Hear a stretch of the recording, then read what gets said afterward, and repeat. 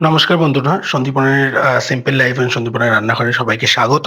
তো আজকে আমি বাড়িতেই ছিলাম, তো তার জন্য বা সকাল সকাল সব কাজকর্ম সেরে আমি ভাবলাম রান্নাটাকে কমপ্লিট করে ফেলি। তো দেখো আমি রান্নাঘরে চলে এসেছি। তো আমি রান্নাঘরে এসে আমি সব সবজি যা যা করবো তাই সব কেটে আমি তৈরি করে নিয়েছি। একদিকে ভাতও বসিয়ে দিয়েছি। এবার আমি প্রথমে ভাবলাম গরম পড়েছে তো একটু কলমি শাক রান্না করে নিই। তো দেখো আমি কিভাবে কলমি শাকটা রান্না করে ফেলছিলাম। তো নর্মাল সিম্পল ভাবে করেছি, কেননা গরমে আমার মনে হয় যে হালকা পাতলা খাবার খাওয়াটাই বেস্ট। তো আমি হালকা পাতলা ভাবেই রান্না করেছি। তো নর্মালি পেঁয়াজ আর কাঁচা লঙ্কা, নুন হলুদ সিম্পল ভাবে আমি কলমি শাকটা করেছি, কারণ গরমে কলমি শাকটা বেশ ভালো লাগে খেতে। তো এদিকে আমার ভাতও প্রায় ফুটে গেছে, হয়ে এসছে। তো দেখতে দেখতে আমার কলমি শাকও কমপ্লিট হয়ে গেছে, এবং কলমি শাকে পুরো জলটা মরে যাওয়ার পরে আমি সামান্য একটু চিনি দিয়ে দিয়েছি, কেননা শাকে একটু চিনি দিলে টেস্ট বেশ সুন্দর আসে। তো আমি শাকে একটু চিনি ইউজ করি। তো আমার দেখতে দেখতে কলমি শাকও রান্না হয়ে গেছে। এরপরে আমি রান্না করব ল্যাটা মাছ দিয়ে লাউ। তো এটা একটা গ্রাম বাংলার খুব সুন্দর একটা স্বাস্থ্যকর খাবার। ল্যাটা মাছ দিয়ে লাউয়ের তরকারি, ঝোল বা তরকারি যাই বলো না কেন, আমার এটা খেতে খুব ভালো লাগে। তো এটা সিম্পল ভাবে আমি তৈরি করেছি।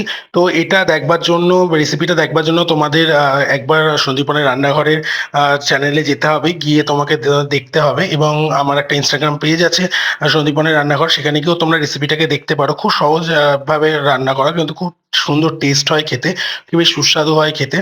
তো দেখতে দেখতে আমার মশলাটাও কষানো হয়ে গেছে। এবার আমি লাউগুলো দিয়ে নাড়াচাড়া দিয়ে ঢেকে দেবো। তো ঢেকে দিলে লাউ থেকে যে জলটা ছাড়বে তাতেই নর্মালি লাউয়ের সেদ্ধ হয়ে যাবে। তো এটা বেশ সুন্দর একটা খাবার। তো এরপরে আমি তাড়াতাড়ি করে মাছগুলো দিয়ে আমি সুন্দরভাবে, দেখো লাউটাও বেশ সুন্দরভাবে সেদ্ধ হয়ে গেছে। তো আমি একটু ধনেপাতা, লাস্টে ধনেপাতা দিয়ে আমি নামিয়ে দেবো। আমি সিম্পল ভাবেই করেছি, বেশি মশলাপাতি ইউজ করিনি, কেননা গরমে বা বেশি তেল মশলা খাওয়াটাও ঠিক না।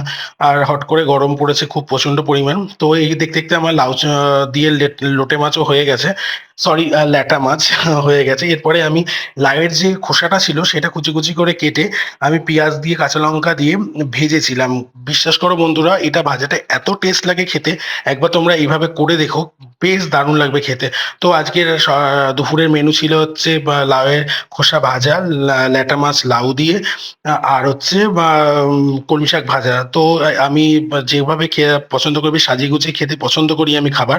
তো দেখো আমি যদি ভালো লেগে থাকে বন্ধুরা, তাহলে পেজটা দেখো, লাইক করো, কমেন্ট করো, আর যদি কোনো ভুল ত্রুটি হয় তাহলে কমেন্টের মাধ্যমে জানিও। আর সাবস্ক্রাইব করো চ্যানেলটাকে, আর ফেসবুকে দেখে থাকলে প্লিজ ফলো করো। এভাবে সাথে থেকো বন্ধুরা, ভালো থেকো, থ্যাংক ইউ।